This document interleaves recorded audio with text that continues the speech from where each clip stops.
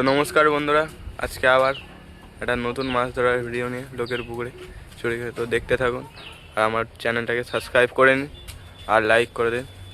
চলুন আমাদেরকে মাছ ধরার ভিডিও দেখায়। বন্ধুরা, এই এবার মাছ ধরবো।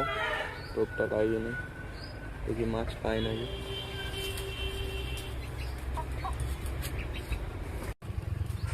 আবার আমি টোপ লাগিয়ে নিয়েছি মাছ ধরার জন্য, কিন্তু মাছ পাচ্ছি না বন্ধুরা। খুবই দুঃখজনকভাবে আমার খুবই খারাপ লাগছিলো, কারণ অনেকক্ষণ ধরে আমি মাছ ধরছি বসে বসে, কিন্তু মাছ পাই না। দাঁড়িয়ে গেলাম, তারপর এবার দেখা যাক মাছ পাই নাকি। দাঁড়িয়ে দাঁড়িয়ে ফেলার পরও আমি মাছ পাচ্ছি না।